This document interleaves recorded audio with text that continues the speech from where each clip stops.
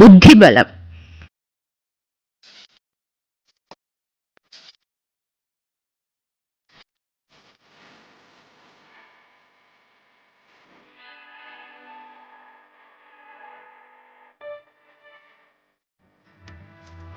ఈ మాసపు కథ పంచతంత్ర కథలు.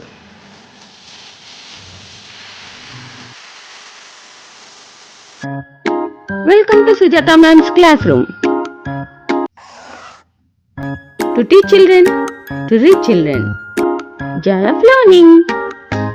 ఒకప్పుడు భాసురకం అనే పెద్ద సింహం ఉండేది. అది అడవికి రాజు.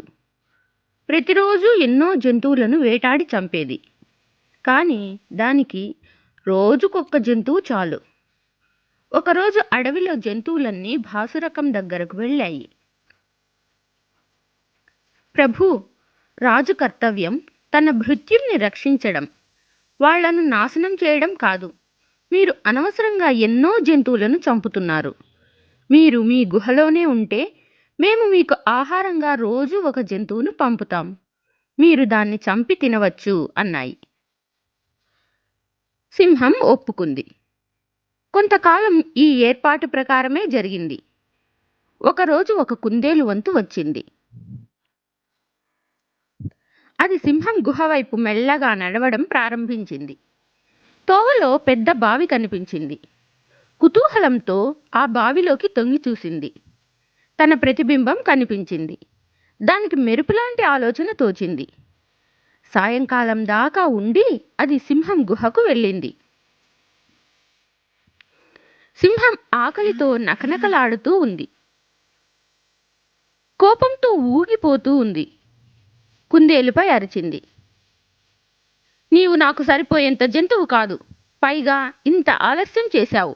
నిన్ను, ఈ జంతువులన్నింటినీ కూడా చంపుతాను. కుందేలు చెప్పింది, మహారాజా, నా మీద కోపగించకండి. జంతువులకు తెలుసు మేం చాలా చిన్న జంతువులమని. అందుకే నాతో పాటు మరో 3 పంపాయి. తోవలో మరో సింహం ఎదురైంది. తను మీకంటే పెద్దదాన్నని, బలమైన దాన్నని చెప్పింది. తనే అడవికి నిజమైన రాజునని చెప్పింది. నాతో వచ్చిన 3 కుందేళ్లను చంపి తిన్నది. ఈ విషయమంతా చెప్పడానికి నన్ను మీ వద్దకు పంపించింది. భాసురకానికి చాలా కోపం వచ్చింది. ఆ కొత్త సింహాన్ని చూడ్డానికి కుందేలుతో బయలుదేరింది. కుందేలు దాన్ని బావి దగ్గరకు తీసుకువెళ్ళింది. సింహం నీళ్లలో తన నీడ చూసుకుంది. బావిలో మరొక సింహం ఉన్నట్లు భ్రమించింది. భయంకరంగా గర్జిస్తూ బావిలో దూకింది. దాంతో భాసురకం పని పూర్తయింది. కుందేలు సంతోషంగా ఈ వార్తను జంతువులన్నింటికీ చెప్పింది. అన్నీ కలిసి క్రూరసింహం పీడ విరగడైనందుకు పండగ చేసుకున్నాయి. ఈ కథ మీకు నచ్చినట్లయితే ప్లీజ్ ఒక లైక్ చేయండి.